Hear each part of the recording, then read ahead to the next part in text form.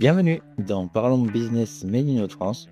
Je m'appelle Arnaud et je suis vidéaste et animateur de ce podcast où je partage des conseils, des réflexions et des échanges autour du business, de l'entrepreneuriat et du partage d'expériences. Je vous souhaite une bonne écoute. Salut, bienvenue pour ce nouvel épisode. Alors aujourd'hui, je reçois une invitée, Clémence. Salut Clémence. Salut Arnaud. J'espère que tu vas bien. Au top, tout va Ouais. bien. Tout d'abord, j'avais envie de t'inviter du coup sur cet épisode parce que je vais rappeler un petit peu d'où ça part. On s'était rencontrés sur un salon entreprise et territoire, il me semble, Exactement. où on s'était rencontrés. On avait échangé, on avait fait justement notre petite prospection, en fait, chacun de notre côté, on ne se connaissait pas du tout. Et finalement, on a bien matché. Et j'ai eu la belle surprise en fait que genre je sais plus si c'était un SMS ou que tu m'avais appelé et tu m'as dit ça serait bien qu'on se découvre, on va se faire une bouffe. Ah bah ouais, vas-y, pourquoi pas. C'est un format sympa, ouais. C'est ça. Et du coup, on s'est découvert un peu comme ça et au final, on a bien accroché tous les deux. Et j'ai découvert, et je pense que tu l'avais aussi, qu'on partageait, on va dire un peu les mêmes valeurs et l'humain surtout avant tout. Et c'est pour ça que j'avais envie de t'inviter aujourd'hui pour que les gens découvrent un petit peu ton parcours aussi. C'est un peu le but du coup de ce podcast. Est-ce que tu peux déjà te présenter dans un premier temps? Ouais, avec plaisir. Merci déjà de m'inviter et de discuter avec toi aujourd'hui, c'est super. Donc moi, je suis Clémence Lepouter, maman d'une petite Alix de 2 ans. Je travaille pour la société AXA France, donc je suis conseillère et j'accompagne les personnes dans leur protection sociale et patrimoniale. Donc en gros, je suis entre la gestion de patrimoine et l'assureur. Ok, une belle petite présentation déjà, c'est cool. Et du coup, avant d'arriver dans ton activité actuelle, qu'est-ce que tu faisais avant? Alors en fait, mon parcours il est assez atypique. De base, je suis ingénieure agronome. Donc j'ai fait mes études à Lille, où du coup j'ai étudié la partie environnementale, l'agriculture et l'agroalimentaire. Je me suis spécialisée sur l'environnement, d'où les thématiques un peu sociales et environnementales qui me tiennent à cœur. Par contre, j'ai toujours été commerciale, donc ingénieure commerciale, donc toujours sur le terrain et à prospecter, à développer une clientèle, à l'accompagner et à la suivre. Ok. Et tu te sentais bien dans ce que tu faisais, tout ça? Ouais, t'étais bien Ouais. dans ton job? Ouais, franchement, j'ai adoré les jobs que j'ai pu faire auparavant. Donc, j'ai travaillé dans une grosse structure sur la partie gestion des déchets pour les industriels. Et après, je me suis spécialisée sur une toute petite structure, vraiment à plus petite échelle, avec notamment des thématiques d'insertion et sociale beaucoup plus prononcées. Donc, j'ai adoré ce que j'ai fait. Et en fait, pour un besoin, on va dire, en fait, on a déménagé sur la Côte d'Opale avec mon mari. Et donc, du coup, j'ai dû changer aussi un petit peu de thématique et de territoire, ce qui m'a amené aussi à changer finalement de domaine. Ok. Il y a pas mal de choses quand même déjà dans mon parcours avant, on va dire, avant de là où tu en es actuellement. Et comment tu en es arrivé à faire ton métier là actuel? Comment est-ce que tu es arrivé, on va dire, entre guillemets, à partir sur cette branche? Alors en fait, c'était un peu un concours de circonstances. C'est que, bon, déjà, comme j'étais dans la région lilloise, c'est vrai qu'il y avait aussi beaucoup plus d'offres finalement sur la région lilloise que sur la Côte d'Opale. Et donc, ce qui est pas plus mal, ça m'a amené aussi à avoir une réflexion beaucoup plus ouverte sur les domaines d'intervention. Et je voulais aussi garder un métier avec du sens, mais plus de la vente de services que de la vente de produits. Et donc là, en fait, quand j'ai cherché un petit peu sur des thématiques sur Internet, et en fait, je suis tombée sur des offres sans forcément bloquer sur un domaine. Et donc, je suis tombée sur une offre qu'AXA proposait. Et c'est vrai que quand j'ai lu la description, c'était exactement ce que je voulais faire, à part le fait que ce soit de l'assurance, que je n'avais jamais fait. Et comme j'aime les challenges, je me suis dit, écoute, vas-y, lance-toi, on verra si ça peut te plaire. En tout cas, sur le papier, le côté humain, accompagnement et le côté terrain m'ont beaucoup plu. J'ai aussi beaucoup travaillé avec les professionnels et là, ça m'ouvrait aussi une porte pour pouvoir travailler avec les particuliers. Donc, je me suis dit, en fait, ça va être que du plus et allons-y. Ok, déjà, ouais, on se retrouve quand je rebondis, enfin, je vais rebondir un peu là-dessus, c'est parce que entre guillemets, comme un peu les valeurs là que tu m'as fait partager aussi, que j'ai ressenti, où tu voulais aller chercher autre chose. Et là, j'ai noté le petit mot challenge. Alors ça, c'est vraiment quelque chose qui est hyper boostant en fait avec sa motivation, etc. Parce que voilà, on a envie de foncer un nouveau projet et en plus de trouver ces valeurs où on s'y retrouve aussi en fait là-dedans. Et là, je suis un peu d'accord avec toi. Du coup, c'est vraiment quelque chose. Tu te dis bon, allez, vas-y, je saute le pas quoi. Donc est-ce que c'était je vais pas dire un rêve parce que ça a été plutôt un déclic en fait à ce moment-là pour toi? Alors, en fait, c'est un peu, comme je disais, un concours de circonstances. Il y a pas eu de déclic, c'est qu'en fait, je me suis juste pas posé de questions. Je me suis dit: «Bah, on y va, on tente, on verra bien ce que ça donne». En rebondissant aussi sur le côté challenge, bah, en fait, quand tu te donnes, enfin, en tout cas, moi, quand je me donne effectivement un objectif, je mets tout en œuvre pour l'atteindre et je me suis dit: «Bah, après, une fois que je l'aurai atteint, je verrai si ça me plaît et si ça continue à me plaire» et en tout cas, aujourd'hui, ça fait un peu plus d'un an, 1 an et demi que je fais ce métier-là et qui me plaît beaucoup. Je vois qu'il y a beaucoup de possibilités. En fait, on apprend tous les jours, on apprend des personnes, on est toujours sur le terrain et donc c'est pas forcément un déclic. On va dire que mais limite le déclic, je l'ai peut-être maintenant, en prenant du recul et en analysant le parcours que j'ai pu faire, et je suis très contente de l'avoir fait pour le coup. Ouais, donc c'est vraiment ouais, ce déclic-là et aussi d'aller chercher des choses où toi, tu avais envie, surtout se retrouver avec les gens, le côté Ouais, humain. qui me correspondent, ouais. Ouais, et de pouvoir aider aussi voilà, les gens, comme tu disais, le contraste entre vendre un produit et vendre quelque chose, comme tu disais, un service qui permet d'aider les gens. C'est vrai que déjà, pour son amour-propre, ça fait du bien. Quand on Ouais. aide quelqu'un et que la personne est super contente de ce qu'on a pu lui apporter ou le débloquer d'une certaine situation ou autre, c'est vrai que du coup, on se sent bien quand la personne revient vers nous et qui nous remercie pour l'avoir aidé en fait dans son parcours. C'est quelque chose qui est hyper gratifiant aussi. Bah, exactement et c'est pour ça que je dis souvent que je suis conseillère avant d'être commerciale. Je me considère pas comme une commerciale, je me considère vraiment comme une conseillère et je suis vraiment, côte à côte, pour mes clients. Je suis pas face à face en train de vendre un produit donc c'est vrai que c'est plutôt plaisant pour moi. En tout cas, ça me va bien. D'accord, super. En tout cas, je pense que tes clients ont beaucoup de chance de t'avoir. J'espère. Alors, une petite partie, donc du coup, donc tu es, d'après ce que j'ai compris, donc rattachée à AXA, mais indépendante aussi de ton côté. C'est ça? Ouais, en fait, je suis un peu hybride, on va dire que j'ai 2 casquettes. Je suis rattachée au réseau salarié, donc aujourd'hui, je suis pas indépendante sur le papier. Par contre, je suis indépendante dans, ma façon de travailler, c'est-à-dire que, aujourd'hui, je dois développer moi-même toute ma clientèle, j'ai pas de portefeuille. Donc effectivement, beaucoup de prospection, beaucoup de recommandations, beaucoup de réseautage, d'où au final, notre rencontre, qui a été super et qui, du coup, bah, voilà, m'a en amené d'autres et m'amène aujourd'hui ici, donc c'est assez génial. Donc oui, en fait, je me considère indépendante, dans l'âme et dans ma façon de travailler. Après, je reste effectivement, rattachée, dans le réseau salarié d'AXA, en fait. D'accord, oui, donc c'est quelque chose. Donc là, tu as déjà cité un petit peu, donc ça allait être sur la question suivante sur laquelle j'allais venir. C'est pour toi le fait, par exemple, de pas, entre guillemets, être comme dans une agence, en fait, entre guillemets, qu'on connaît un petit peu tous. Qu'est-ce que pour toi, ça change au quotidien par rapport à ça? Bah, en fait, comme je l'ai expliqué aussi au début dans ma présentation, moi je suis maman, d'une petite fille, et donc pour moi le côté être, la sécurité un peu du salariat, pendant, forcément, un âge, comme le sien, me rassurait beaucoup.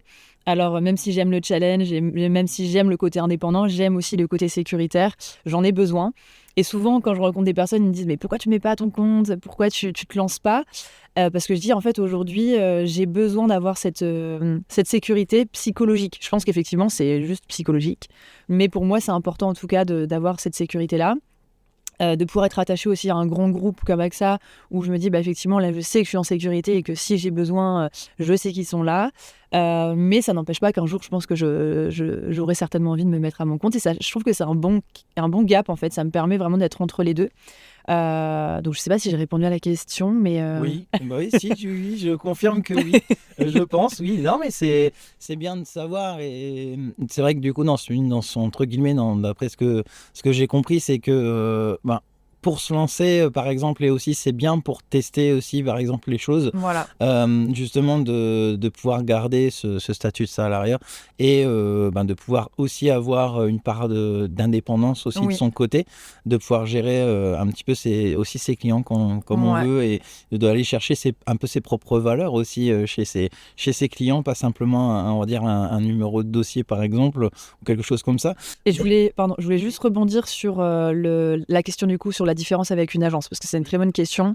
En fait, comme j'expliquais, on a un profil chez nous dans le réseau salarié AXA en tant que conseiller qui est assez différent de ce qu'on peut retrouver en agence. En fait, les agents vont avoir effectivement une façon de travailler. Un peu comme un médecin généraliste, c'est des agents généraux. Donc vous entrez dans la boutique, il y a pignon sur rue, et vous allez finalement vous rapprocher d'eux et poser vos questions, demander des devis. Nous, on a la démarche qui est inverse, c'est-à-dire qu'en fait, c'est moi qui me déplace chez mes propres clients. Donc, je m'adapte aussi aux horaires, je m'adapte aux contraintes, notamment auprès des professionnels qui ont voilà, des journées bien remplies. Donc, si en plus il faut leur demander de se déplacer, c'est vrai que ça a un avantage de pouvoir venir chez eux, de créer du lien. Parce que quand on fait des rendez-vous chez les clients, c'est totalement différent que quand c'est vous qui vous déplacez finalement. On crée une intimité, on crée du partage, on crée du lien qui est assez important et une confiance aussi. Et moi, en plus de ça, sur ce que je propose, j'ai une spécialité, c'est que je suis experte sur la protection de la personne. C'est-à-dire que je ne vais pas faire tout type d'assurance, je vais vraiment protéger la personne, son activité professionnelle, son patrimoine, sa famille.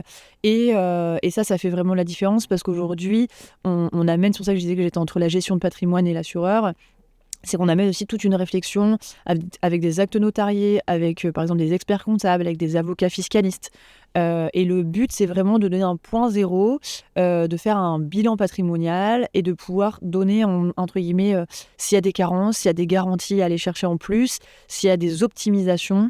Et souvent, ce qui fait mouche, c'est l'optimisation fiscale. Donc, en gros, vous faire payer moins d'impôts. Ça marche à tous les coups. Donc, c'est vrai que l'approche est quand même assez différente de l'assureur classique, entre guillemets, qu'on peut voir soit dans les pubs ou dans la rue, quoi. Oui, donc il y a vraiment, on va dire, je ne sais pas si ce sera le mot exact, mais on va dire une spécialisation justement sur Une expertise, ouais, c'est une ça. expertise. Ouais. Désolé, j'avais pas exactement le terme, mais une réelle expertise et de pouvoir réellement aussi aider et bien accompagner aussi justement ses clients, d'où le terme comme un médecin généraliste où Ouais. voilà, forcément, quand on va avoir besoin de se faire soigner, au départ un médecin généraliste c'est bien, mais après un chirurgien, vraiment un spécialiste pour se faire opérer par exemple, c'est quand même mieux. C'est ça. Et c'est aussi faire prendre du recul, tu vois, sur la façon de réfléchir, parce que souvent, quand on vient avec un besoin, on rentre dans une boutique, c'est parce qu'on a un besoin bien concret dans sa tête. Et moi, l'idée, c'est vraiment de faire le chemin inverse, de dire c'est moi qui vais vous dire là où il y a des carences. C'est là où je vais vous dire là où ça fait mal, là où il y a besoin de soigner, et là où on va mettre des choses en place ensemble. Ça amène aussi, du coup, la personne à prendre du recul, parce que comme forcément, c'est pas son métier, c'est de laisser, en fait, à l'expert l'accompagnement dont il a besoin et de prendre du recul. Après, on prend pas, mais c'est vraiment de se dire, ok, il m'a amené une réflexion, moi, j'avais pas ce point de vue-là, et de vraiment, voilà, de changer la façon de voir les choses. Et ça fait vraiment la différence parce qu'on ne voit pas forcément quand on a le nez dedans, on n'arrive pas forcément à prendre du recul. Et c'est aussi ce que je dis pour reprendre un peu l'image du médecin. Quand tu vas chez le médecin parce que, j'en sais rien, tu as mal au bras, tu vas dire au médecin, voilà, j'ai mal au bras, soignez-moi le bras. Sauf que ça se trouve, il y a aussi d'autres maux sur le corps. Ça peut être à la jambe, j'en sais rien, à des organes ou à la tête. Sauf que le médecin, lui, pour le coup, si on lui dit pas, il va pas le voir. Alors que si on va voir un expert qui va contrôler tout son corps et qui va dire en fait oui vous avez mal au bras mais peut-être que le mot que vous avez sur le bras vient peut-être d'ailleurs, et là on remonte et on va chercher la vraie cause. Nous c'est exactement le même principe, c'est qu'on va chercher la vraie cause du problème s'il y en a un déjà, et on vient le soigner comme on peut et en proposant des solutions personnalisées. Ouais, c'est ça, donc c'est un réel accompagnement en fin de compte et c'est vraiment partir d'un problème de base et vraiment d'aller chercher, d'aller creuser beaucoup plus loin, de voir concrètement de où est-ce que ce problème provient réellement et de pouvoir proposer vraiment la solution adéquate pour justement pouvoir régler ce problème entre guillemets derrière et de pouvoir accompagner correctement aussi tes clients derrière. C'est ça, et que l'accompagnement s'inscrive dans la durée. Parce que finalement, ce qui va être vrai aujourd'hui, en 2026, ne sera pas forcément vrai en 2027, 2028, ou n'aura pas été vrai il y a 5 ans. Donc c'est vraiment s'adapter aussi à l'évolution, au développement de la personne, de ses envies, de sa stratégie, et aussi du contexte géopolitique. Donc c'est important que ce soit suivi. D'accord, donc ouais, c'est ça. Et j'ai justement un peu sur ton approche, c'est marrant parce que moi je m'y retrouve un peu aussi en fait dans mon métier à moi, du coup de vidéaste, où ben j'ai un peu la même approche aussi. En fait, chaque client a des besoins, des projets différents, et ben on va dire, j'utilise un peu aussi moi avec mes clients, ben cette, on va dire cette même approche entre guillemets, où j'essaie de creuser ce besoin et de l'autre côté, ben justement pouvoir arriver à leur proposer justement des solutions qui permettent de régler aussi leurs problèmes, que ce soit en termes de communication sur un autre sujet, mais je reprends un petit peu du coup la même, et l'approche, on sent qu'elle est bien plus humaine et bien plus concentrée aussi sur pas mal de choses. Mais ça, comme tu le disais, je pense que c'est aussi une question de personne, et c'est pour ça qu'on se retrouve vachement là-dessus et que ça match, parce qu'en fait, quand on a la même façon de fonctionner, le même besoin et les mêmes valeurs, bah forcément qu'on fasse des métiers différents, on se retrouve dans la façon de faire, et c'est ça qui est important aujourd'hui, je pense. Ouais, surtout, je pense que l'humain de toute façon, hein, c'est quelque chose ben, qu'on on en demande de plus en plus, et d'avoir une approche qui n'est pas, on va revenir encore sur la médecine, mais généraliste, on va dire, voilà, un peu touche à tout ou autre. C'est sûr que c'est peut-être pas forcément la meilleure personne pour vous aider, et de pouvoir s'intéresser aussi aux autres. Je pense que c'est ça aussi qui est primordial, ben, peut-être pas forcément dans n'importe quel métier, n'importe quel job, mais ça peut faire sens en fait justement sur certains métiers. Et puis tout dépend des besoins. En fait, il y en a pour qui ça va être très cohérent justement d'aller chez des agents généraux. Il y en a qui auront besoin d'un accompagnement plus personnalisé, plus poussé, plus intimiste, avec peut-être plus d'expertise, comme on le disait. Mais pour le coup, c'est propre à chacun, et je pense que chacun peut retrouver justement ce qui lui correspond. C'est pour ça qu'on est tous là et qu'il y a des différentes façons de faire. Donc chaque personne peut trouver chaussure à son pied. C'est ça. Et quelles chaussures? Faut trouver la bonne taille déjà. Une dernière petite question du coup sur ce sujet.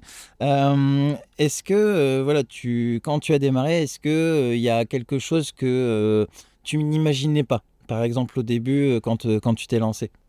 Alors, c'est pas forcément que j'imaginais pas, mais j'avais pas forcément pris de l'ampleur du temps de prospection, en fait. C'est vrai que moi, dans mes métiers commerciaux avant, il y avait toujours un portefeuille client, il y avait déjà une base client.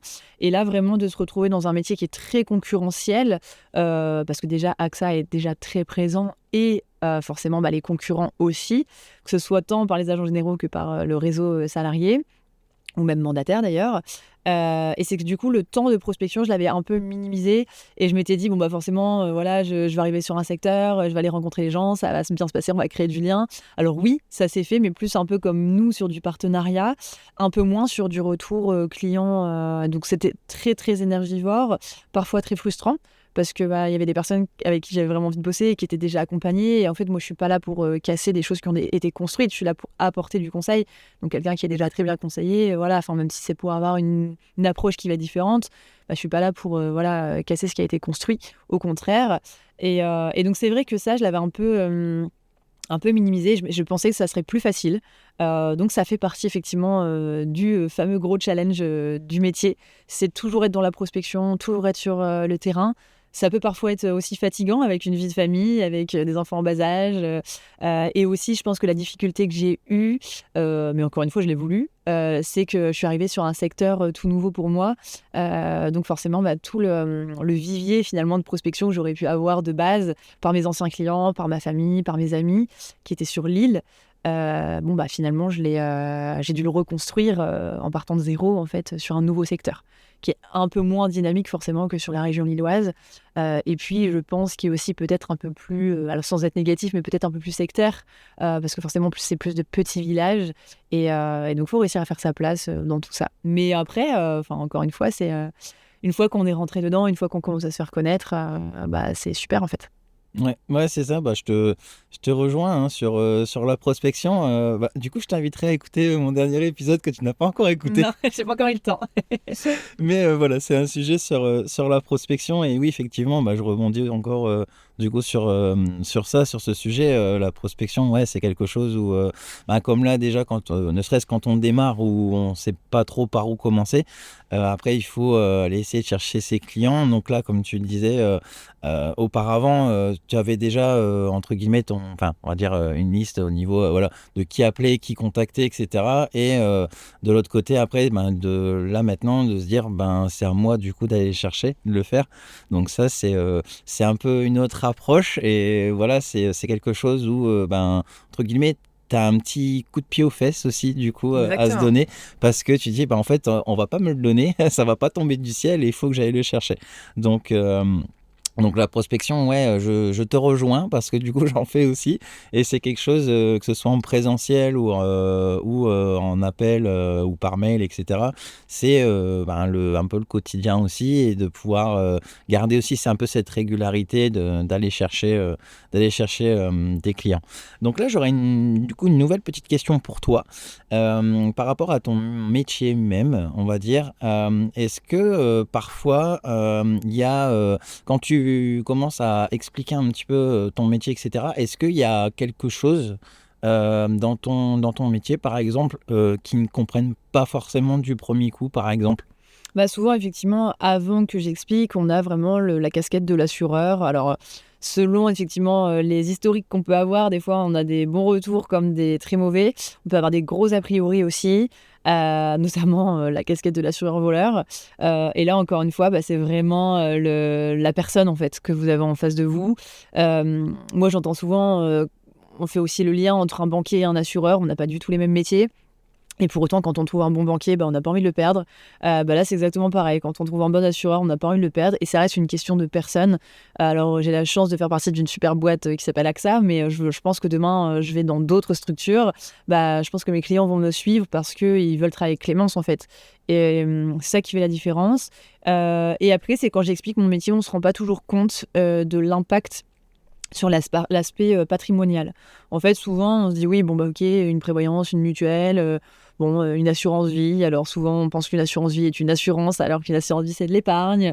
Mais c'est vraiment aussi tout l'enjeu patrimonial qu'il y a derrière, d'où l'idée de passer par un bilan patrimonial complet qui permet d'avoir vraiment un point zéro à l'instant T et de se dire en fait ce qui s'est passé avant, s'il y a eu des mariages, s'il y a eu des enfants. Les gros sujets qu'on peut avoir aujourd'hui, c'est notamment les enfants du coup de lits différents, avec des remariages, avec des familles qui sont recomposées, où il y a des très, très, très, très gros enjeux de transmission. On s'en rend pas toujours compte, mais ça, c'est hyper important de l'avoir en tête. Et donc, moi, je suis là aussi pour ouvrir les yeux sur, attention, protégez bien vos enfants de premier lit. Attention, là, protégez-vous aussi entre vous. Est-ce que vous avez revu vos clauses bénéficiaires sur vos assurances vie? Parce que ça se trouve, c'est encore votre ex-mari, donc je suppose que c'est pas ce que vous souhaitez. Donc voilà, en fait, c'est aussi tous ces sujets à aborder où les gens ne pensent pas forcément qu'on va les aborder, mais c'est hyper important, en tout cas, de les accompagner aussi sur ces sujets-là. Et ça fait partie du conseil. Donc, c'est effectivement un enjeu de pouvoir bien expliquer son métier de base. Et moi, d'ailleurs, je démarre toujours en expliquant comment je fonctionne, en expliquant mes domaines d'intervention, pour être sûr que derrière, il n'y ait pas d'objection type pourquoi vous me posez cette question-là? Pourquoi vous me demandez mes revenus? Pourquoi vous me demandez si j'étais mariée avant? Pourquoi vous me demandez si j'ai fait un contrat de mariage? Parce qu'en fait, ça aura des gros enjeux sur la suite et sur les préconisations et les solutions personnalisées. D'accord, donc oui, c'est ça.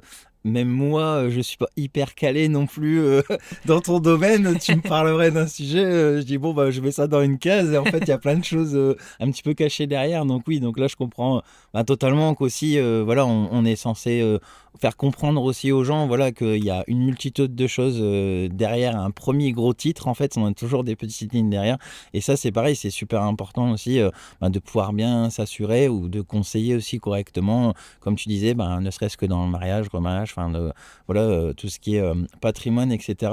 Donc là, je pense qu'on a bien compris aussi que dans tes valeurs, tu étais très, très humaine, que tu adorais aussi ce côté-là. Et en fait, je vais te demander tout simplement pourquoi ce côté humain est hyper, hyper central et que tu n'y apportes une très grosse valeur, en fait. Bah ça, c'est plus, encore une fois, je pense, une question de personnalité. Moi, j'ai toujours été comme ça, j'ai toujours aimé partager. Le côté social est hyper important pour moi. Alors, même si c'est un métier qui est très solitaire, parce qu'en fait, finalement, moi, je suis seule un petit peu tout le temps dans mon métier, mais finalement, je suis tout le temps avec mes clients. Donc, je me déplace chez mes clients et du coup, j'ai besoin de créer ce contact, j'ai besoin d'être vraiment en côte à côte avec mes clients, c'est ce que je disais tout à l'heure. Et même dans mon parcours, j'ai toujours fait partie d'associations caritatives ou voilà, enfin, même dans mon école d'ingénieur, j'étais présidente d'une association humanitaire. Et j'ai toujours fait des maraudes. Enfin voilà, j'ai toujours eu besoin, en tout cas aussi moi, de me donner pour d'autres personnes. Donc je pense que ça fait partie aussi, je pense, de mon quotidien, de ma personnalité. Après, par rapport à mon parcours, j'ai aussi un parcours de vie et des expériences qui ont fait que j'ai été sensibilisée assez tôt aussi aux enjeux et aux impacts finalement l'enjeu décès ou l'enjeu maladie. Donc comme j'ai vécu ça de près assez jeune, c'est vrai que ça m'a sensibilisée et le jour en fait où j'ai pris l'ampleur moi aussi du métier d'assureur, comme je le fais aujourd'hui, ça a fait sens en fait parce que je me suis dit à l'époque j'ai eu la chance d'avoir été protégée, j'ai eu la chance d'avoir eu des contrats qui m'ont protégée moi en tant qu'enfant et j'en avais pas conscience. Donc en fait aujourd'hui c'est vrai que c'est un point d'honneur que je mets aussi quand j'explique aux familles. Alors je n'explique pas forcément mon parcours perso parce que je suis pas là pour déballer ma vie, mais je leur explique l'intérêt et le besoin et surtout si ça n'est pas fait, ce que ça engendre comme impact pour les enfants, pour le conjoint survivant ou en cas de maladie sur la charge en fait physique, mentale que ça demande. Donc c'est vrai que c'est un mélange de personnalité et de vécu, je pense. Ouais, d'après ce que j'ai compris, oui, c'est ça. C'est un peu, je pense, un mélange des deux, de ta propre expérience personnelle d'un côté et de cette propre expérience déjà, que ce soit déjà dans le partage, dans le côté humain, donc qui est bien ancré dans tes valeurs.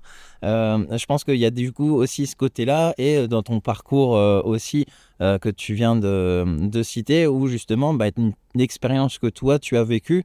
En l'ayant vécu, tu, entre guillemets, tu arrives vraiment bien à pouvoir le transmettre. Donc forcément, comme tu viens de le dire, sans s'étendre non plus à déballer toute ta C'est vie, ça. mais voilà, à bien comprendre en fait les enjeux, parce que justement, je trouve que c'est encore mieux quand tu l'as vécu, parce que ça te permet de mieux l'expliquer et de le faire comprendre aux gens. Donc moi, je fonctionne un peu aussi pareil des fois sur certaines situations, comme notamment, par exemple, moi, dans le domaine du mariage, j'ai vécu tellement de choses et j'ai eu tellement d'échanges que maintenant, quand je vois des futurs mariés, en fait, je leur explique même des choses, pas forcément que sur le film, en fait, ou sur le rendu ou quoi que ce soit, mais c'est sur leur ressenti sur la journée, le après aussi. Enfin, donc, du coup, ça rebondit un petit peu aussi sur ça. Et du coup, est-ce que, pour l'instant, dans les clients que tu as pu accompagner, est-ce qu'il y a un échange avec un client en particulier qui t'aurait marqué? En fait, il y en a beaucoup parce que chaque situation est différente et chaque personne, en fonction de leurs besoins, va avoir ça sera un impact qui sera différent. C'est à moindre mesure, hein. Parfois, c'est des toutes petites choses et parfois, c'est des très gros accompagnements. Là, dernièrement, justement, j'ai accompagné une personne, du coup, qui a beaucoup d'enfants et qui, justement, n'avait rien mis en termes de protection, qui a toujours un peu suivi son mari. Et malheureusement, là, ils se séparent. Et ils se séparent sans avoir été mariés, sans avoir fait de testament, sans avoir se protéger l'un l'autre. Beaucoup de choses avaient été drivées par le conjoint. Et donc, malheureusement, pas beaucoup de visu, pas d'informations du tout. Euh, et les 4 enfants à gérer seuls. Que ce soit financièrement, que ce soit sur la gestion, malgré aussi une activité professionnelle, en plus une indépendance. Et donc c'est vrai que là, en fait, ce que j'ai adoré, c'est que c'est une de mes clientes qui m'a recommandé. Et en fait, elle s'est dit, il faut qu'elle rencontre Clémence, il faut qu'elle soit accompagnée par Clémence, parce qu'aujourd'hui, elle a personne sur qui se reposer.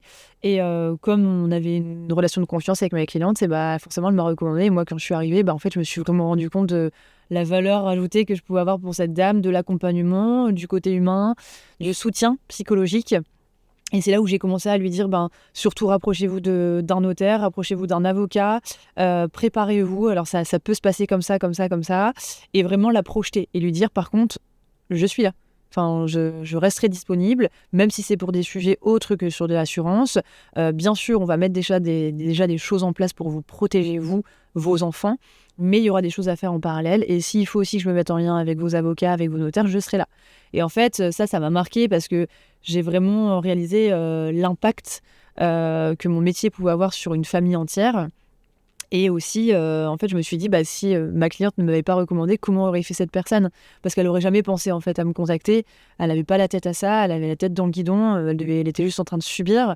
Et en fait, je me suis vraiment rendu compte de ce que je pouvais lui apporter à l'instant T, et de ce que j'allais lui apporter dans la durée aussi. Donc c'est vrai que ça m'a vachement marqué, ouais. Ouais, je me doute. Puis en plus, ça devait être une situation extrêmement difficile, je pense aussi pour cette personne que tu as pu accompagner et de pouvoir, ne serait-ce que, comme tu disais, de pouvoir proposer aussi, même si c'est pas forcément sur ça, mais de parler, c'est hyper important aussi, de pouvoir essayer de se mettre aussi à la place de la personne, de ce qu'elle est en train de vivre, de la situation où elle a peut-être très peu de monde vers qui se tourner aussi pour être conseillé, accompagné, et on ne sait pas si du coup on doit en parler, si on ne doit pas en parler, est-ce qu'on va bien aussi nous conseiller. Là, du coup, avoir vraiment aussi quelqu'un de confiance à côté pour expliquer, gérer un petit peu et de savoir aussi comment ça va se passer. Comme tu le disais, ça c'est pareil, d'avoir maintenant, c'est telle étape, fais ça, fais ça, fais ça. Du coup, pour pouvoir être un petit peu plus serein aussi sur ce qui va arriver. Donc ça, je trouve que c'est aussi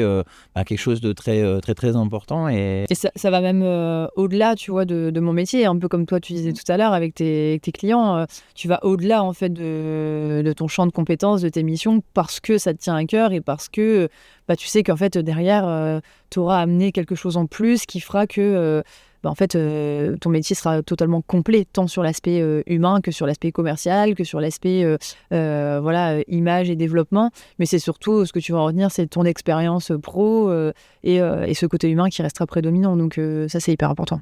Ouais, c'est ça, c'est exactement ça. Et puis, en fait, on se rend compte aussi que quand on apporte aussi beaucoup plus en fait à ses clients que le simple service ou produit, entre guillemets, qu'on leur vend.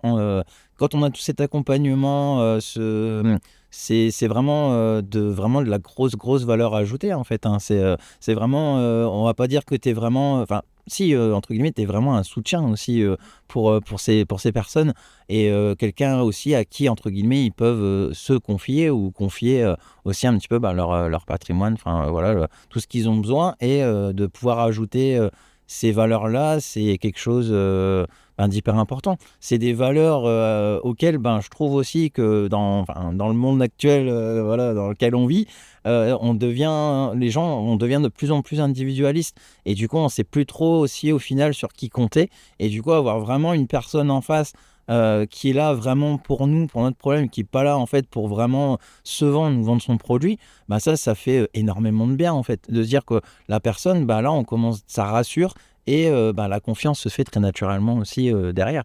Donc je pense que c'est quelque chose qui est hyper important.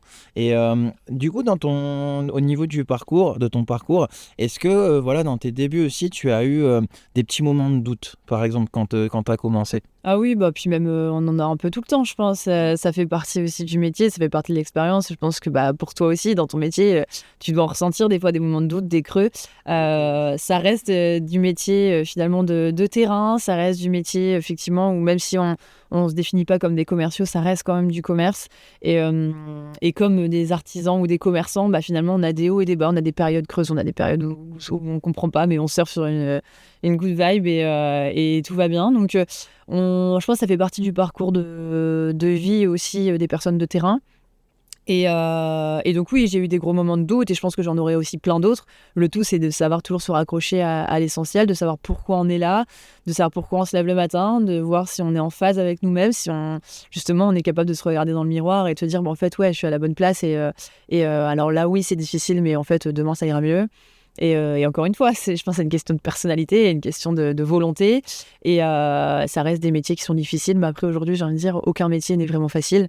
Donc, il y a des pour, il y a des contre, il y a des hauts, il y a des bas. Et le tout, c'est de finalement de réussir à grimper ces montagnes et de tenir le cap. Donc, oui, j'en ai eu et j'en aurai d'autres. C'est ça. Je sais même pas quoi dire parce que du coup, c'est exactement la même chose que je pense.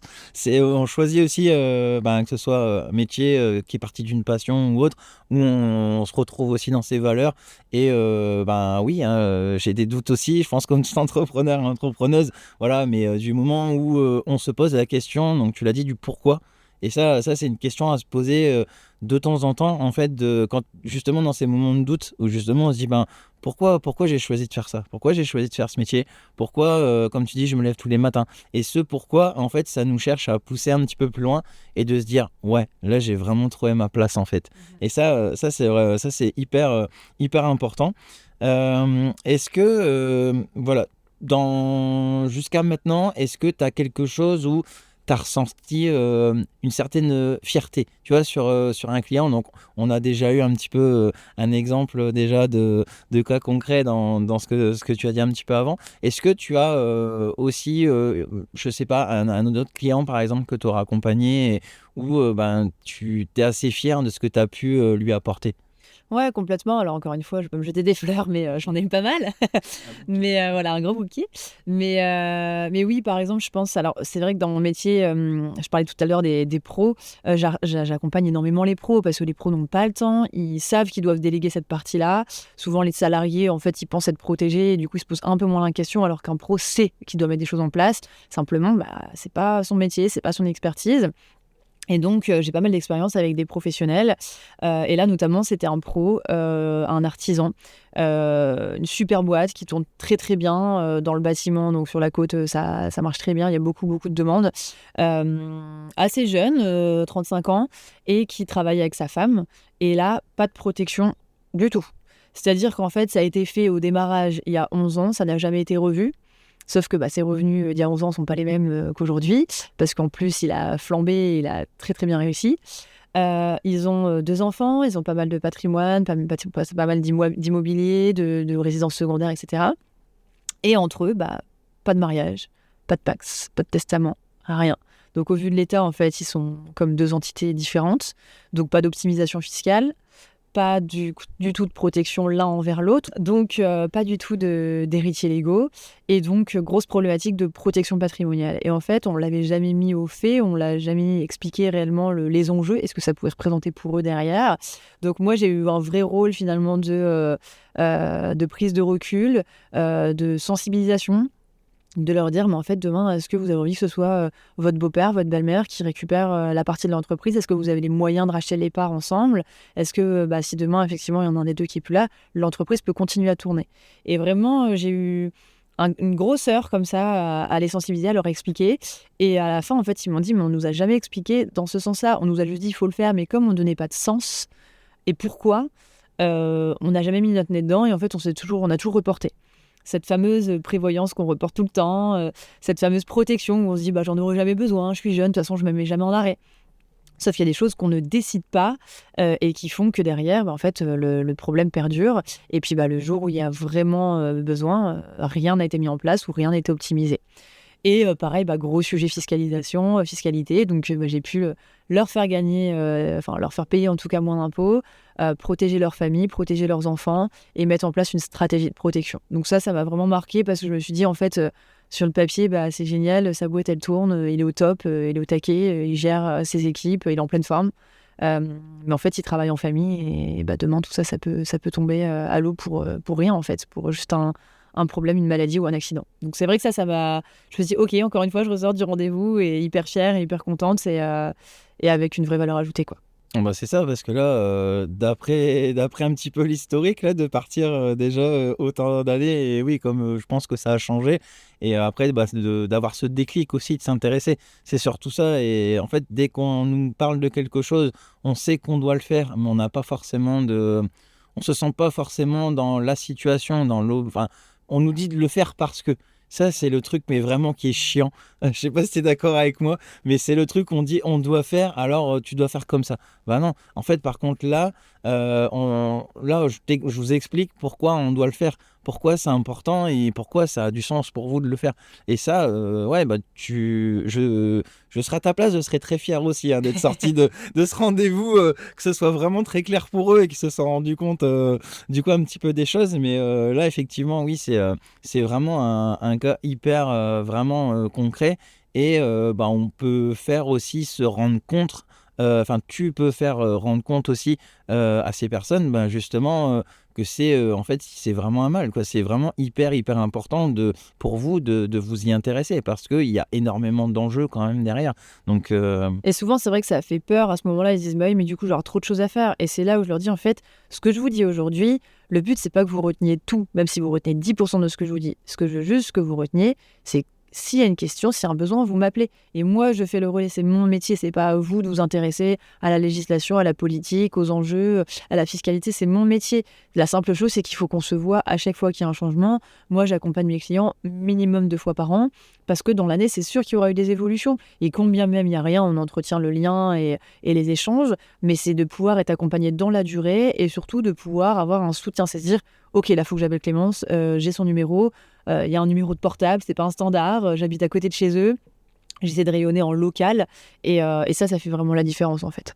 ouais, c'est ça. Surtout quand on peut te joindre aussi directement et que ce soit pour n'importe quelle question, que tu es là et qu'ils peuvent justement, dès qu'ils ont une question, un besoin, t'avoir toi. Parce que c'est toi qu'ils ont vu dans un premier temps, une première fois, c'est avec toi. Ils ont accordé aussi, ils t'ont accordé leur confiance. T'as pu leur apporter de la valeur aussi, donc forcément, tu vas être la seule personne qui vont avoir envie de voir et de poser des questions, les accompagner parce qu'ils ont confiance en toi et ils savent très bien que tu vas être aussi totalement transparente par rapport à leur situation, quoi, tout simplement. J'aurais du coup une petite question encore. Moi, je sais, j'en pose beaucoup. Est-ce que dans ton métier, ça t'a apporté quelque chose, mais côté perso?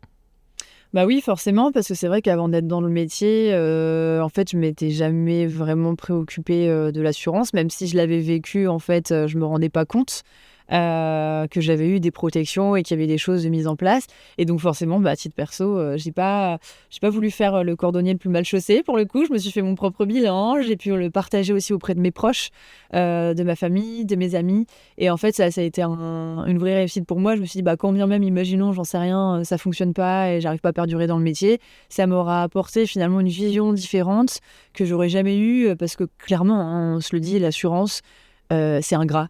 Personne n'a envie de mettre son nez dedans, personne n'a envie de s'y intéresser. Et moi, avant qu'on m'en parle, je dis: «Ouais, c'est bien, hein, de mettre une assurance auto, une assurance habitation toujours, parce qu'on nous demande de le faire et que c'est «obligatoire» entre guillemets». Mais jamais, en fait, je me serais posé des questions de stratégie d'épargne, de protection de la famille. Déjà, pour moi, une prévoyance, c'était une mutuelle. En fait, enfin, clairement, ça m'a apporté vachement d'infos et ça paraît bête et anodin, mais en fait, du coup, ce qui est chouette, c'est que je sais me mettre à la place de mes clients parce que j'étais comme eux avant. En fait et que du coup, je leur ai dit: «Mais moi, en fait, bah, oui, il y a 2 ans, j'étais comme vous, je savais pas et maintenant je sais que c'est important d'être accompagné et je sais qu'il faut savoir poser les bonnes questions. Je sais aussi que ça bouge tout le temps, que chaque année, les réglementations évoluent, que, les niveaux de base, que la sécurité sociale se désengage, qu'il faut aller chercher les infos, qu'il faut, être, dans l'air du temps, que, oui, une petite annonce, de Trump ou, un contexte géopolitique va tout changer dans l'épargne, dans les rentabilités, dans les performances et que c'est important d'en avoir conscience. Donc oui, ça m'a apporté beaucoup sur le perso, d'autant plus que, mon mari ayant, changé aussi de statut, en fait, moi, j'ai dû lui mettre en place des prévoyances, j'ai dû lui mettre en place des mutuelles et du coup, en fait, si j'avais pas, fait ce métier-là, j'aurais pris, la base qui était proposée par l'employeur et qui était pas du tout adaptée aux besoins de notre famille et donc oui, à titre perso, ça m'a servi et j'ai aussi pu aider mes copines à payer moins d'impôts. J'ai aussi pu aider, ma famille à avoir accès à des épargnes intéressantes. Quand on voit aujourd'hui les taux, des livrets, à 1,5 qui rémunèrent très peu, en fait, j'ai pu leur proposer des supports hyper performants, via, ce qu'on propose chez AXA. Donc en fait, ouais, pour l'instant, ça m'a bien servi et j'espère que ça continuera à me servir dans ce sens-là, quoi. Ouais, c'est ça. J'ai adoré, du coup, le petit côté où: «Ah mon mari, du coup, j'ai proposé, j'ai fait C'est mon j'ai client, très bon client. j'espère que c'était pas son cadeau de Saint-Valentin quand même». En plus, je l'ai fait en février, tu vois? En plus, ça Ouais. va. Parce que, mais oui, c'est ça. Du coup, ouais, sur, du coup, ta propre expérience et du moment où, ce que je disais, moi, c'était un peu pareil, tu vois. Tu me diras, ben voilà, on parle de certaines choses, d'aller un peu plus loin. Moi, c'est pareil. Enfin, on me dit de le faire parce que je dois le faire, point, quoi. Après, je vais pas chercher plus loin que le bout de mon nez. Mais voilà, il y a tellement de choses où je suis sûr et certain qu'il y a justement à apprendre et à prendre conscience aussi. Et de pouvoir partir aussi sur des choses où justement, même au niveau du résultat, en fait, avec ça, qu'est-ce qu'on peut vous apporter comme tu vois, même des amis, des copines à toi, tu as pu même les aider du coup sur d'autres points. Du coup, on parlait tout à l'heure un petit peu de fierté, de souvenirs, etc. Est-ce que, là, on va partir un petit peu plus dans un peu plus drôle, un peu plus sympathique. Je sais pas, une situation ou un souvenir, une anecdote, quelque chose qui t'est déjà arrivé. Est-ce que ça t'est déjà arrivé, ce genre de petite situation comme ça? Bon, il y a toujours des petits souvenirs rigolos. Et puis, étant bonne vivante, j'aime bien aussi faire des petites blagues ou aller chercher des situations un peu cocasses. Mais là, c'est plus un souvenir. Alors, c'est pas super, super drôle, mais moi, je trouve, avec du recul, je trouve ça assez sympathique. C'est qu'en fait, chez moi, du coup, forcément, comme je fais pas mal de prospection, je suis vachement attentive à ce qui se passe autour de moi. Et un jour, je vais chercher le courrier, du coup, dans ma boîte aux lettres, et je vois un flyer d'un artisan et notamment un paysagiste. Et du coup, je me dis: «Ah lui, c'est pas ce qu'il a fait, il a mis son flyer dans ma boîte, t'inquiète, je vais l'appeler, pour le prospecter». Et donc du coup, j'ai dit: «Bah, voilà, vous avez mis votre prospectus dans ma boîte aux lettres, je souhaitais vous rencontrer parce que, en fait, aujourd'hui, moi, je propose ça, ça et ça et en plus, je pense qu'on peut avoir des interactions, on peut créer des choses ensemble». Il a accepté de me rencontrer. Au final, j'ai bien fait mon boulot parce que du coup, c'est devenu mon client. Et en fait, je lui ai dit: «Bah, écoute, moi, en fait, des besoins en entretien d'espaces verts, mes clients, ils en ont tout le temps besoin. Et donc, j'hésiterai pas à parler de toi». Et ça a pas manqué parce que du coup, comme il était sur mon secteur, j'avais un client retraité, qui était aussi dans ce secteur-là. Et donc en échangeant avec lui, il commence à me dire: «Bah, je suis fatigué, j'arrive plus à entretenir mon jardin, comment je vais faire?» Et je dis: «Bah, écoute, à côté de chez toi, je connais un super paysagiste, il est super sympa. Si tu veux, je vais te donner ses coordonnées, tu l'appelles de ma part et peut-être qu'il pourra venir, s'occuper de ton jardin à ta place et toi, tu pourras, profiter plus avec tes petits-enfants, te préserver, te reposer».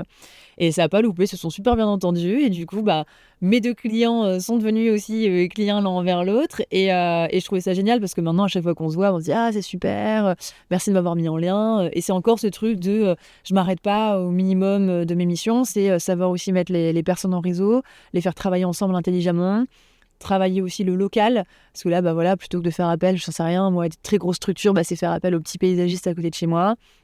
Et le retraité, moi, en fait, comme je l'accompagne sur d'autres sujets que uniquement l'aspect assurantiel et qui se dévoile, forcément, moi, ça me permet de créer des liens et des idées. Donc, au final, ça partait d'un flyer dans une boîte aux lettres et on travaille tous les 3 ensemble maintenant, donc c'est chouette.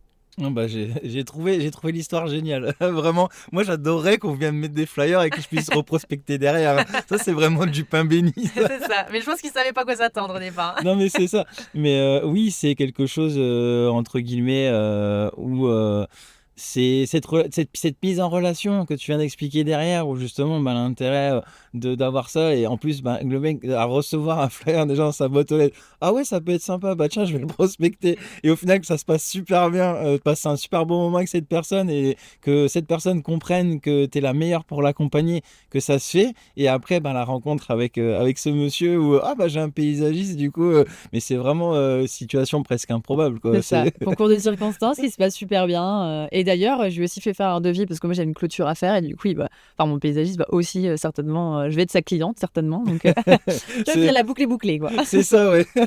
C'est vraiment la bonne roue, vraiment du truc, quoi. Mais c'est un sacré engrenage, et comme quoi au final, on n'est pas. Il y a tellement de toutes ces petites choses, en fait, ça peut vraiment entraîner d'autres choses derrière. Parce que, en fait, c'est parti de la bienveillance, voilà, de pouvoir au départ aider quelqu'un. Donc certes, voilà, ça faisait partie un peu aussi intégrante de ta prospection, mais c'est parti de ce point-là, et au final, on voit, il y a tellement de choses à partir de ce moment-là qui se sont passées derrière, quoi. Donc même là, même à ton client, tu le rends bien parce que du coup, tu vas le prendre pour... Exactement, tu vas, voilà, tu as besoin de ses services. Donc c'est toujours de toute façon des bons échanges, des bons échanges aussi comme ça, et de derrière, même un peu cette gratitude aussi de dire tu m'as fait confiance, tout ça, ben là, du coup, j'ai compris aussi ce que tu fais et ben, je vais avoir besoin de tes services aussi. Donc, je préfère te prendre toi parce que maintenant, on se connaît et je sais que tu fais du bon boulot et on sait que ça fait plaisir aussi. C'est toujours quelque chose comme ça aussi. Du coup, au niveau de ton activité, qu'est-ce que là, où est-ce que tu en es, on va dire, actuellement et ce que tu envisagerais pour le futur?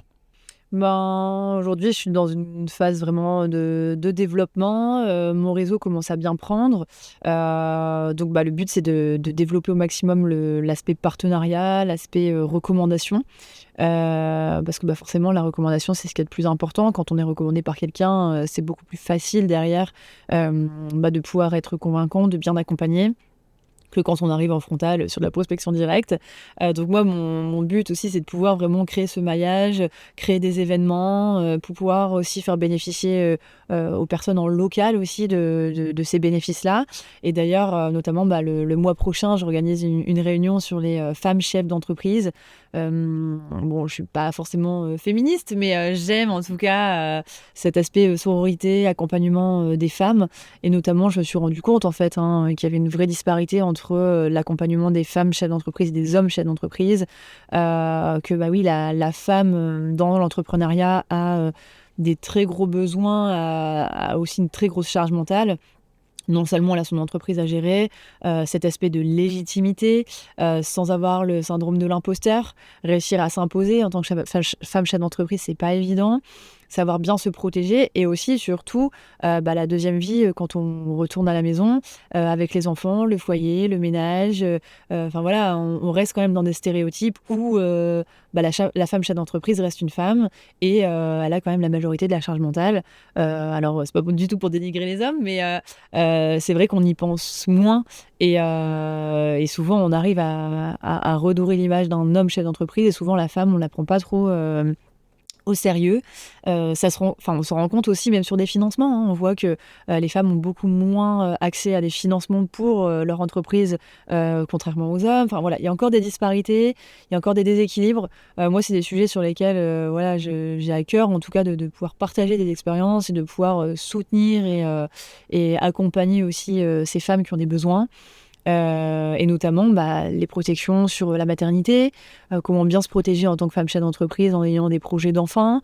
Enfin voilà, c'est aussi tous ces sujets-là qui, moi, me tiennent à cœur et que j'aimerais développer et que j'aimerais pousser sur de l'événement, sur de la sensibilisation. Donc voilà, là c'est un démarrage déjà le mois prochain et j'espère qu'il y en aura d'autres, donc c'est un peu l'idée. Eh ben, c'est super chouette cette partie parce que franchement, j'ai trouvé vraiment l'envie de partager beaucoup en fait en toi là. J'ai vraiment ressenti ce truc et bah, je trouve en plus super intéressant ce partage et aussi ben, les femmes entrepreneuses aussi et de pouvoir aussi accompagner et comme tu dis, bah, justement sur ben, certaines choses ou certaines valeurs entre guillemets qui ont besoin aussi d'être mises en valeur et je trouve que c'est vachement sympa de ta part du coup de Bah, merci. pouvoir commencer à parler un petit peu de ces sujets-là et de bah, justement pouvoir bah, se regrouper aussi, de pouvoir en parler, de se voir, c'est hyper important. Moi c'est tout ce que j'aime en fait déjà dans tout ce qui est les clubs d'entreprise, sur des salons et parce que bah, aussi le besoin de ne pas être seul, ça c'est aussi quelque chose qui est hyper important et bah, comme tu disais, bah, dans le quotidien aussi, la vie de famille, ça en fait partie aussi de souvent quand on voit un petit peu dans le développement de soi, bah, tout le contenu qu'on peut voir aussi, c'est voilà, faut différencier le pro, perso, il faut savoir prendre du temps pour soi, etc. Donc du coup, je sais que c'est quand on se retrouve un petit peu le nez dans le guidon et quand on revient, on est déjà crevé, on doit s'occuper de ça et on a encore 10 000 choses en tête, je sais que c'est quelque chose qui peut être assez compliqué du coup aussi à gérer et de pouvoir se retrouver aussi entre femmes qui vivent exactement la même chose. C'est un énorme partage et ça fait énormément de bien aussi je pense de pouvoir se retrouver, donc j'espère en tout cas que ça va bien se développer sur une première et que, bon, en tant qu'homme, du coup, je n'ai pas mon mot à dire apparemment, mais j'aimerais bien être une femme pour être invitée, tu vois, parce que je sais que ça va être super sympa, ça devrait être super cool, je pense, du coup, de passer un petit moment avec toutes ces femmes, du coup, de pouvoir partager énormément de choses aussi. Du coup, pour conclure, est-ce que tu aurais un petit conseil à donner à un entrepreneur ou une entrepreneuse qui démarre son activité?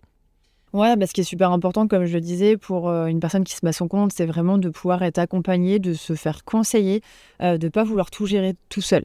Au démarrage, on pense que à l'entreprise, on pense qu'au développement, sauf qu'on s'oublie en tant que chef d'entreprise, et on oublie surtout que, bah, l'élément essentiel, c'est, l'entrepreneur et que si cet entrepreneur n'est pas protégé, l'entreprise n'est pas protégée. On a beau protéger les murs, on a beau protéger, effectivement les RC pro et cetera, ou même les salariés.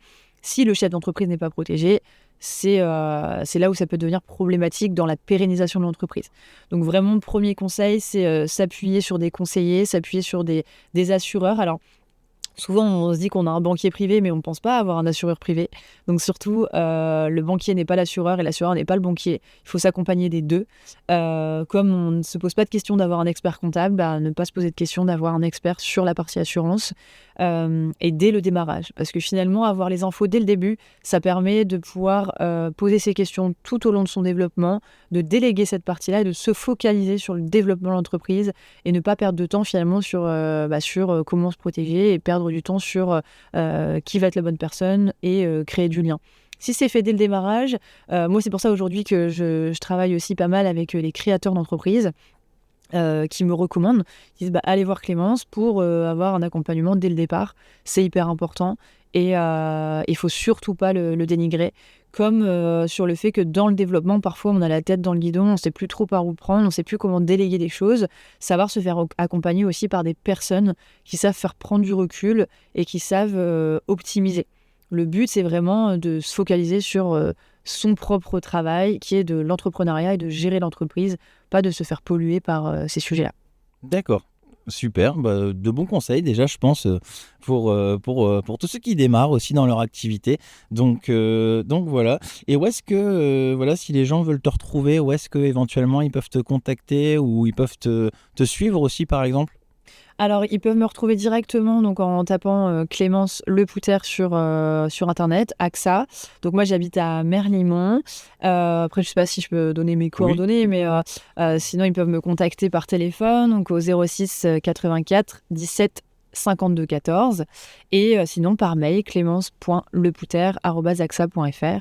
Et donc, Lepouter, c'est Lepoutere.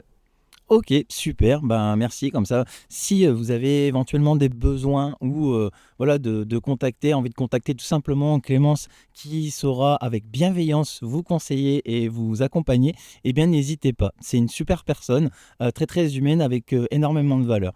Et ben, je te remercie Clémence du coup d'avoir participé du coup pour cet épisode. En tout cas, j'ai pris énormément de plaisir à te recevoir. On a pu partager beaucoup de choses et ben, j'espère que ce premier épisode vous a plu également. Il y en aura d'autres bien évidemment. Donc eh ben, je vous remercie d'avoir écouté jusqu'au bout et on se dit à une prochaine pour un épisode la semaine prochaine. Merci Arnaud. Bonne Salut, journée. salut Salut. Clémence, bye.